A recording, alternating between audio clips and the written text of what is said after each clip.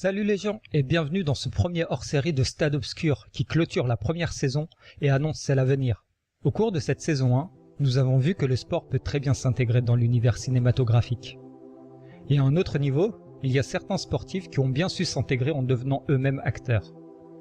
Nous allons aujourd'hui voir quels sont les 5 qui s'en tirent le mieux.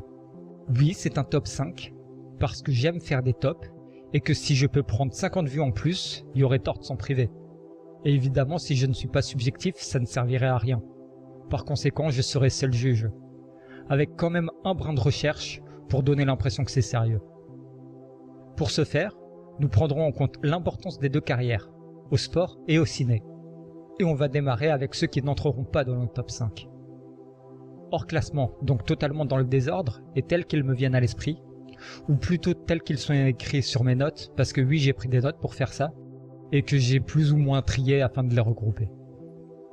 Rick Fox, NBA All-Rookie en 1992, champion NBA avec les Lakers lors du three-peat des années 2000, avec quand même plus de 30 minutes jouées par match pour les 2 derniers titres. Sa carrière d'acteur s'est plutôt faite à la télé, en particulier dans Dirt, que je vous conseille fortement. Dennis Rodman, 5 fois champion NBA, 2 fois avec les Bad Boys de Détroit et 3 fois avec les Gentils de Chicago.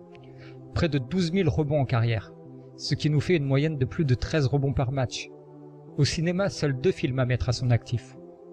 Double Team de Tsuhark, aux côtés de JCVD, et Simon Says, entouré d'Emma Soberg, Petra dans Taxi pour ceux qui s'en souviennent, et Philippe Nikolic, des To Be Free pour ceux qui s'en souviennent. Et tant que j'y suis, on pourrait aussi évoquer d'autres noms du même domaine qui ne feront pas la liste. Jesus Shuttleworth, Karim Abdul-Jabbar, Michael Jordan, et non, pas de Shaq non plus. Franck Leboeuf, champion du monde, champion d'Europe, et surtout 5 saisons passées au Racing Club de Strasbourg, avec une Coupe de France et une Coupe Intertoto à la clé. Il est au début de sa carrière au cinéma, mais a tout de même réussi à obtenir un rôle dans The Theory of Everything, nommé aux Academy Awards et au BAFTA, donc il fallait en parler. Johnny Weissmuller, triple médaillé d'or à Paris en 1924 en natation, double médaillé d'or à Amsterdam en 1928 en natation, et une petite médaille de bronze aussi à Paris en 1924, en waterpolo, parce que pourquoi pas. Au cinéma, il apparaîtra dans une trentaine de films, mais pour 2 rôles uniquement. Jungle Jim, un personnage créé pour concurrencer Tarzan dans les années 30, et Tarzan évidemment. Et enfin, Lee Jun-fan, plus connu sous le nom de Bruce Lee, créateur de son propre art martial, le Jeet Kune Do, dont j'ai entendu le nom pour la première fois dans Dragon, l'histoire de Bruce Lee, de Rob Cohen, qui est une première porte vers cette discipline, mais pas forcément la meilleure. Si sa filmographie est plutôt remplie, ses rôles ne deviennent importants qu'à partir de 1966 et Le Frelon Vert, puis de Big Boss au cinéma. Cette partie de sa carrière sera malheureusement trop courte, puisqu'il meurt en 1973, à l'âge de 32 ans, mais aura été une influence majeure pour de nombreuses personnes. C'est d'ailleurs pour cela que j'ai longtemps hésité à l'inclure dans la liste finale. Mais il fallait bien faire un choix. Et j'ai aussi dit non à Chuck Norris si jamais vous vous posiez la question. Bon, on a posé les bases et quasiment fait la première partie d'un top 10 si on y réfléchit bien. Mais qui intègre le classement final alors? Numéro 5. Lino Ventura. Certainement le plus grand acteur de cette liste. Et celui dont j'ai vu le moins de films, je dois l'avouer. Seule l'aventure c'est l'aventure fait partie de ma culture. Pourtant des tas de films cultes que je veux voir mais que je n'ai pas encore pris le temps de regarder. L'Armée des Ombres et les Tontons Flingueurs principalement. Plus de nombreux autres, tant et si bien que je pense qu'il doit être dans l'inconscient collectif de tout un chacun. Et avant de devenir ce géant du cinéma, il s'était fait un nom dans la lutte gréco-romaine, puis dans le catch, discipline dans laquelle il fut champion d'Europe en 1950 sous les couleurs italiennes. Cette année fut aussi celle où il dut mettre un terme à sa carrière suite à une double fracture ouverte à la jambe. Numéro 4. Vinnie Jones. Si le nom ne vous dit peut-être rien, ou alors vous dit plein de trucs car il est assez commun, sa tête, pour peu que vous l'ayez déjà vue, vous aura certainement marqué. Son seul titre lors de sa carrière de footballeur est une FA Cup, décrochée en 1988 avec Wimbledon. À titre personnel, il a également détenu le record de l'avertissement le plus rapide, 3 secondes de jeu. Sa façon de jouer lui vaudra d'ailleurs 12 cartons rouges. Malgré cela, sa carrière fut assez complète. En effet, Celle-ci s'étend sur 15 années durant lesquelles il aura participé à 341 matchs de première division anglaise, accompagné de 28 buts pour le milieu de terrain, passé entre autres par Leeds ou Chelsea. Il débute au cinéma chez Guy Ritchie, d'abord dans Arnaque, Crime et Botanique, puis dans Snatch. Du coup, on aurait aussi pu parler de Jason Statham, ancien plongeur de l'équipe nationale du Royaume-Uni, qui a fait les Jeux du Commonwealth en 1990 et qui a commencé au cinéma chez Guy Ritchie dans Arnaque, Crime et Botanique, puis dans Snatch. Mais ça aurait peut-être été un peu redondant.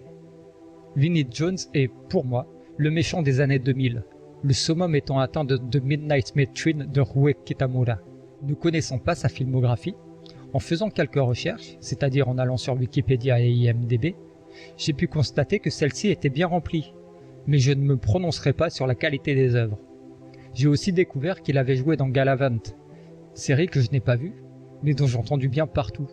J'en conclus donc que ça doit être une bonne chose. Numéro 3. Dwayne The Rock Johnson. Il me semble que j'avais déjà quelque peu évoqué le bien fondé de sa reconversion dans l'épisode consacré aux reines du ring. Les catcheurs se sont souvent bien intégrés dans le monde du divertissement, le catch en faisant partie. On en a déjà parlé avec notre numéro 5. Et on pourrait aussi évoquer André le Géant, unique français à avoir été champion du monde de catch et premier membre du WWE Hall of Fame, puisqu'il y est entré en 1993, peu après sa mort, et que vous avez pu voir dans Princess Bride.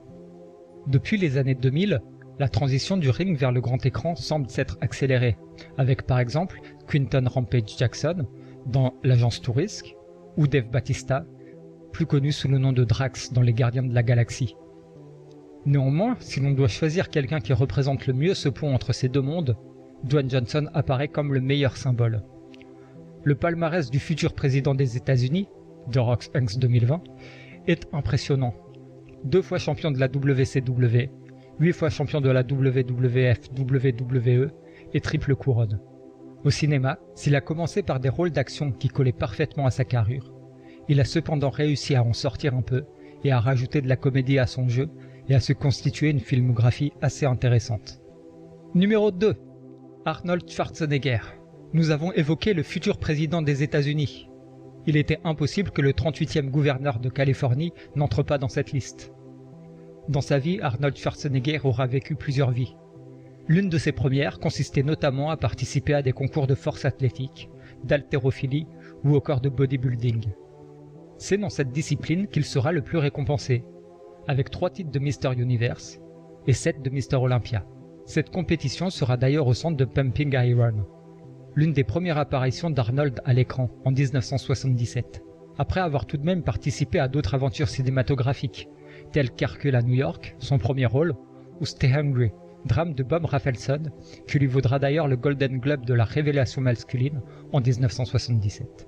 Pour le reste, je pense qu'il n'est pas nécessaire que je développe sa filmographie, mais s'il fallait vraiment que je cite mes préférés, je dirais Terminator, en particulier Judgment Day, Total Recall, et surtout Last Action Hero. Numéro 1. Là, si j'avais une caméra pour me filmer, avant d'annoncer le numéro 1, je relèverais mon col. Normalement, vous avez deviné, évidemment, numéro 1, Eric The King Cantona. Ce pourrait presque être considéré comme un affront que je vous fais de vous présenter la carrière de Canto, tant elle me paraît universellement connue. Cet homme a réussi à faire chanter la Marseillaise à des supporters anglais. Je ne sais pas si vous vous rendez compte de ce que cela représente, et ce que ça en dit sur la légende de la rive est de la rivière Harwell. Au cinéma, sa carrière débute peu avant la fin de sa carrière sportive, en tournant pour Châtilliez dans Le Bonheur et dans le Pré en 1995. Suivront Les Enfants du Marais de Jean Becker, L'Outre-Mangeur, et bien sûr, sinon le film aurait eu un problème, Looking for Eric de Ken Loach. Peu de choses à ajouter pour parler de cet homme. D'ailleurs, I'm not a man. I am Cantona. Merci d'avoir regardé ce top moins subjectif qu'il en a l'air. N'hésitez pas à ne pas hésiter à me dire qui n'a pas sa place, qui aurait dû être plus haut et qui j'ai pu oublier. En attendant, je vous dis à la prochaine, même si je ne sais pas encore quand. Par contre, on parlera Mexique, Ligue des Champions et Dire Straits.